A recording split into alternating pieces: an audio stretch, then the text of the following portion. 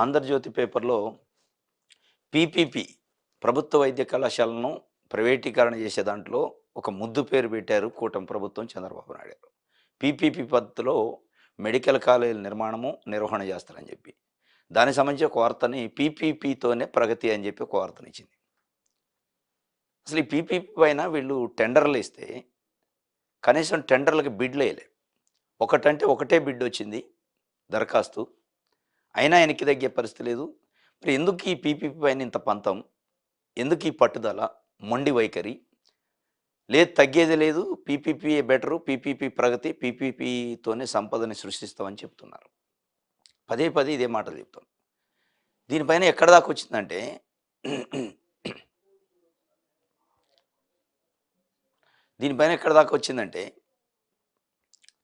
పీపీపీలో అసలు దరఖాస్తు చేసేవాళ్ళు లేక దాన్ని వెనక్కి తీసుకుంటారేమో అనే ఒక చర్చ జరిగితే, లేదు లేదు తగ్గేదే లేదు, ముందుకు పోవాల్సిందే, పీపీ పైన ఇంకా ఏమైనా అవసరమైతే వీజీఎఫ్ అని వైబిలిటీ గ్యాప్ ఫండ్ అని అవసరమైతే వాళ్ళకి మనం ప్రభుత్వం నుంచి ఇంకా డబ్బులైనా కొంత కాంట్రాక్టర్లకు ఇద్దాం, వాళ్ళకి ఇంకా ప్రోత్సాహకాలు ఇద్దాం, ఇంకా భూమి కావాలంటే ఇద్దాం, ఇంకా డిజైన్లు ఏమన్నా వాళ్ళు కావాల్సిన అన్ని డిమాండ్లు నెరవేర్దాం, కానీ పీపీపీలో ఉండాలి, ప్రభుత్వ ఆధారాల్లో మెడికల్ కాలేజీలు ఉండటానికి లేదని చంద్రబాబు నాయుడు గారు ఒక పంతం పెట్టుకున్నారు. ఈ పంతం ఎందుకు అంటే, ఇది కొంతమంది ప్రైవేటు వ్యక్తులకు కట్టబెట్టే కార్యక్రమం.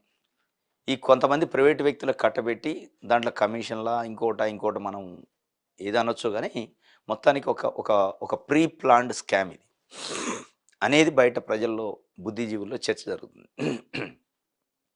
వాస్తవంగా ఈ బిడ్లు రాకపోవడానికి కూడా ప్రధాన రీజన్ ప్రభుత్వమే. ఎందుకు అంటే, ఒకవైపు పెద్ద ఎత్తున కోటి సంతకాల సేకరణ, దీనిపై నిరసనలు, వ్యతిరేకిస్తున్నారు, ఇవన్నీ జరుగుతున్న సందర్భంలో మనం పబ్లిక్ని కన్విన్స్ చేయాలి అంటే ఏం చేయాలి అంటే, ఇంకా ప్రోత్సాహకాలు ఇస్తే ఇప్పటికే వ్యతిరేకిస్తాను, ఇంకా ప్రోత్సాహకాలు ఇస్తే ఇంకా వ్యతిరేకత వస్తాయి. డైరెక్ట్గా ప్రోత్సాహకాలు ఇవ్వలేవు కాబట్టి, బిడ్లు రాలేదు కాబట్టి కొత్తగా ప్రోత్సాహకాలు ఇస్తేనే వస్తాయని ఒక నెపం కోసం దరఖాస్తులు రాలేదని ఒక చర్చ నడుతుంది.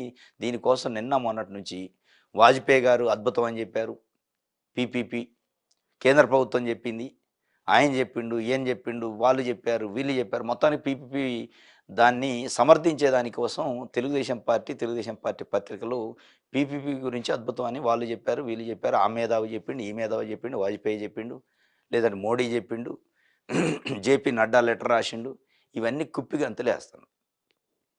ఇది అల్టిమేట్గా ఏంటంటే, వ్యతిరేకించని, బిడ్లు రాకపోని, బలవంతంగా అవసరమైతే మొత్తం మీకు చేతులు ఎత్తి సరెండర్ అవుతాం, కానీ ప్రైవేట్ వాళ్ళకి రండి మీరు వచ్చి చేసుకోండి, దాంట్లో మాకు వాటాలు ఇవ్వండి అనే పద్ధతిలో జరుగుతున్నట్టు అనిపిస్తుంది.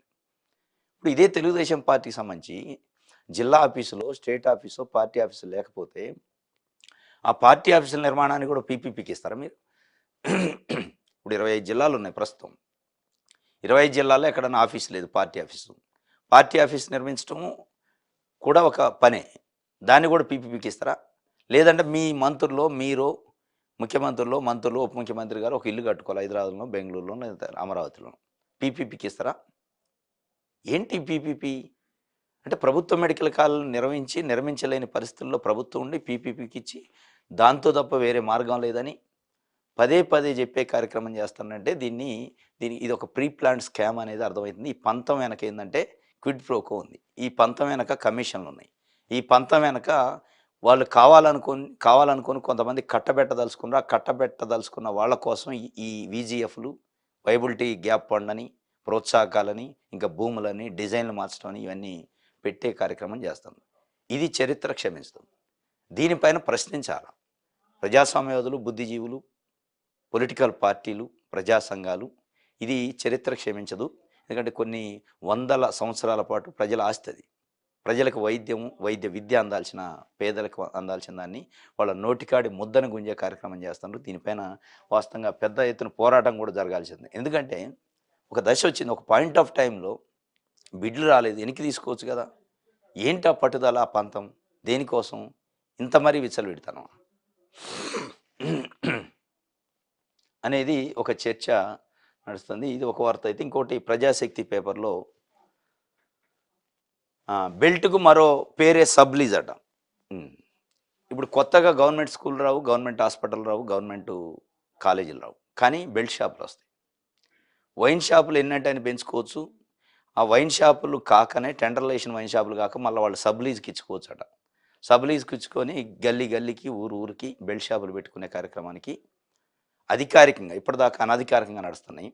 ఇప్పటివరకు బెల్ట్ షాపులు. వాటిని అధికారికంగా గుర్తింపిచ్చి ప్రభుత్వమే చిన్న లైసెన్స్ ఇచ్చి అమ్ముకోవచ్చు మీరు గల్లీ గల్లీకని. అంటే యూరియా బస్తాలు దొరకవు రైతులకు కావాలంటే, మందులు దొరకవు, రైతు పండించిన పంట కొనేవాడు ఉండడు, పంట గిట్టుబాటు ధర ఉండదు. కానీ మందుకి కొదవలేదు. ఆ మందు కోసం తపన పడతాను. ఇప్పుడు ప్రభుత్వ మెడికల్ కాలేజీని తీసిపోయి ప్రైవేట్ వాళ్ళకి అప్పచెబుతుంది. ఒక ప్రభుత్వ హాస్పిటల్ కట్టరు, ఆసుపత్రి కట్టరు, ప్రభుత్వ పాఠశాల కట్టరు, ప్రభుత్వ కాలేజీ కట్టరు, యూనివర్సిటీ కట్టరు. కానీ ఈ వైన్ షాపులు అయితే మీకు సవలతుగా ఇచ్చే ఏర్పాటు చేస్తామని చెప్పి హర్యానా ఒక అధ్యయనానికి టీంను, హర్యానా రాష్ట్రానికి మన రాష్ట్రాన్ని నుంచి స్టడీ చేయడానికి ఒక టీంను పంపిస్తున్నట్ట. హర్యానాలో ఈ స్కీమ్ ఉందట. వైన్ షాపులు టెండర్లు తీసుకున్న వాళ్ళు మళ్ళీ సబ్ లీజ్కి ఇచ్చే కార్యక్రమం స్టడీ చేసి వచ్చి ఇమీడియట్గా ఇంప్లిమెంట్ చేయాలి. నెక్స్ట్ అక్టోబర్కి ఈ కొత్త మళ్ళీ మద్యం షాపులకి టెండర్లు వేస్తారు కదా, అప్పటికల్లా అది అమలు చేయాలి. అంటే ఎట్టి పరిస్థితుల్లో కంకణం కట్టుకున్నాం. అంటే ప్రజలకు తాగించాలి, తూగించాలి, ప్రజల దగ్గర ప్రజల రక్తాన్ని డబ్బుల రూపంలో ప్రభుత్వం తీసుకునే కార్యక్రమం తప్ప ప్రజలకి తాగటానికి నీళ్ళు, చదువుకోవటానికి చదువు, ఉండటానికి ఇల్లు, తినటానికి తిండు, చేయటానికి ఉపాధి, ఉద్యోగం ఇవి ఇచ్చే కార్యక్రమం చేయట్లే. వాళ్ళని ఎట్లా తాగించాలి, వాళ్ళ దగ్గర నుంచి డబ్బులు ఎట్లా పెట్టాలి. మొత్తానికైతే ఇక నుంచి అధికారికంగా బెల్ట్ షాపులు రాబోతున్నాయి ఆంధ్రప్రదేశ్లో. దాంట్లో డౌట్ లేదు. అధ్యయనానికి పోయారంటేనే దాని అర్థం. అధ్యయనానికి వెళ్తున్నారంటేనే దాని అర్థం అది. ఇప్పుడు ఇదే అధ్యయనము పిల్లల చదువుకు సంబంధించో, ఇంగ్లీష్ మీడియం ఇంప్లిమెంటేషన్కి సంబంధించో, సిబిఎస్ఈ సిలబస్ సంబంధించో, ఐబీ సిలబస్ సంబంధించో జగన్మోహన్ రెడ్డి గతంలో పెట్టిన దానిపైన వాటిని కొనసాగిస్తూ అవసరమైతే ఇంకా అడ్వాన్స్డ్గా ఎట్లా తీసుకెళ్ళాలన్న ఒక అధ్యయనం చేసే కార్యక్రమం చేస్తే బాగుండేది. అది చేయట్లే. బెల్ట్ షాపులను ఎట్లా పెట్టాలి, సబ్ లీజులకి ఎట్లా ఇవ్వాలని అధ్యయనానికి పంపిస్తున్నారు. ఇది ఒక వార్త. ఇక తొందరలో అయితే వస్తుంది. దీని ప్రధాన లక్ష్యం ఏంటంటే